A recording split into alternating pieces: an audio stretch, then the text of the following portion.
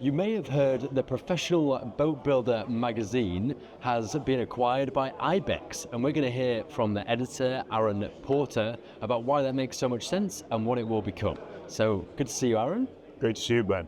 So, give us some context. What are you guys about? What's the audience like? What's your values? Well, our audience are hardcore boat designers, builders, service yard folks. Very technical. Very technical. Yeah.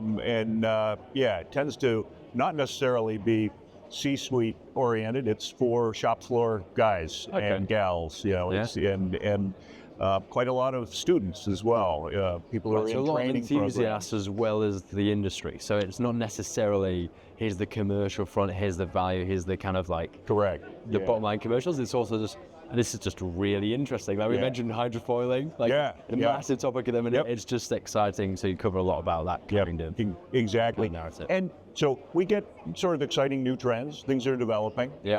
We also touch a lot on things that are for someone who's an electrical, onboard electrical engineer, they need to know this. Maybe no one else does. Right, it's important. So we have room for that. We've always made space for what some people see as somewhat obscure topics. We have a generous enough readership that's broad enough to say, that story wasn't for me, but I know someone in the shop who really would love it. For people in this industry, ProBoat has been a must-read publication from the 90s on. And I like to say, probably your partner will go to sleep reading it, but you'll stay up at night worrying about it and trying to figure out what it is you need to be most worried about, and what's gonna sink your next boat. So hopefully it won't. How to stay afloat. And you mentioned your readership, because I think that's what really makes sense when you put them side by side with IBEX, because the people who go along to IBEX, it's often for technical insights. It's not for the consumer. It's not for the kind of the end user. It's for this supply chain side and everything now. There's that, and certainly that. They're looking for technical solutions when they go to IBEX for the most part.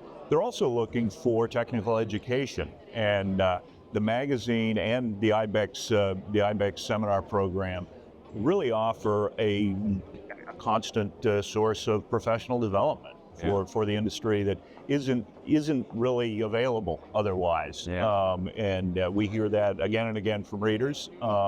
And during the transition to IBEX ownership, it's been very gratifying to hear from a lot of readers who say, "Wow, I was worried it might disappear. We're not disappearing. We'll be back tied in tighter than ever to IBEX."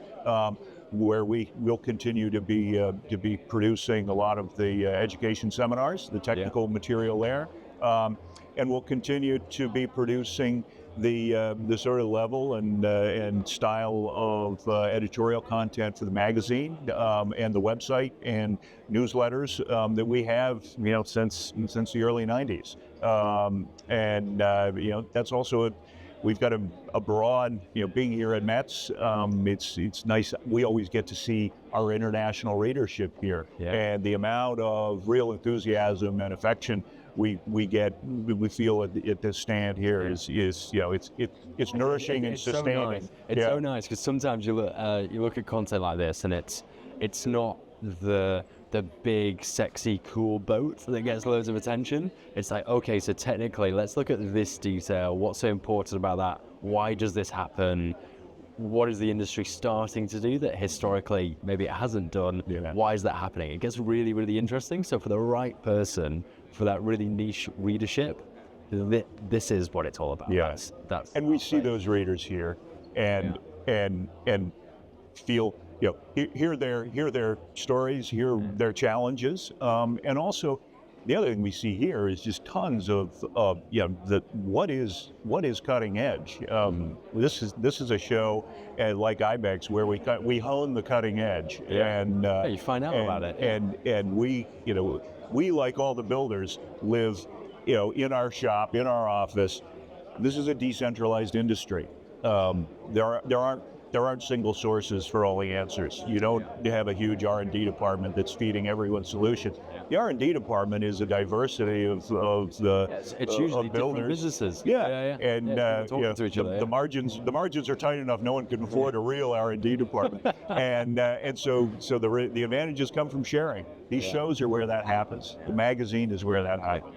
And we're here to continue to do that, and to continue to serve our readership, and also, be served by our readership. They're our writers. They're our sources. A lot of what I do as an editor at this magazine is not what I did as a newspaper editor. This is helping.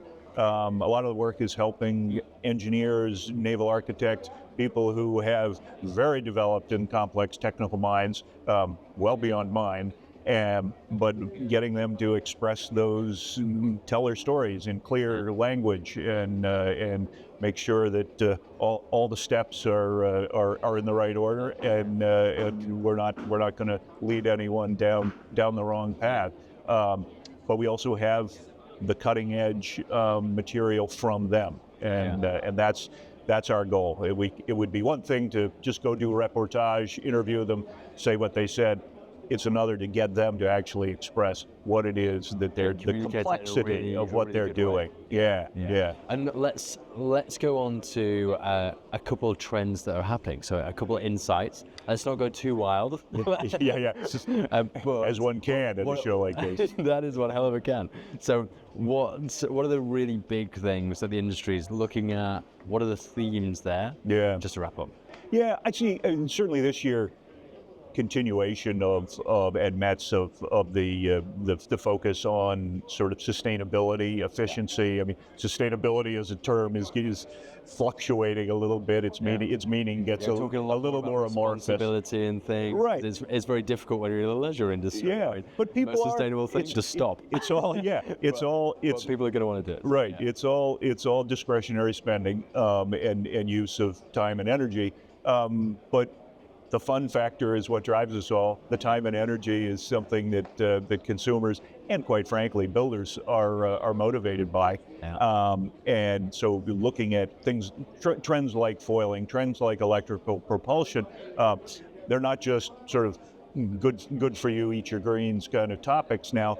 We're actually developing into really enjoyable, fun solutions. Yeah, same is true with user composites. experience. A better experience on board. Yeah. And the same is true with with renewable composites as well. It may be a little esoteric to some, but it's pretty exciting. We're looking at pretty exciting stuff when we can build boats out of flax and hemp. And major components on major ocean racers are being put together with these alternative materials that are going to be changing not just our world in terms of the boat building materials, but in terms of the economics of more generally. Yeah. We can be if we're creating a much larger helping to create a much larger market for flax composites.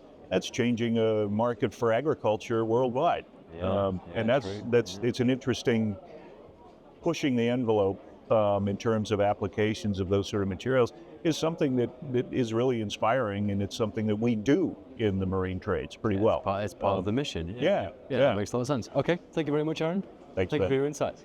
Everybody, if you enjoy content like this, make sure you're following here to see plenty more of it. Outside of that, I'll see you very soon. Bye for now. Take care.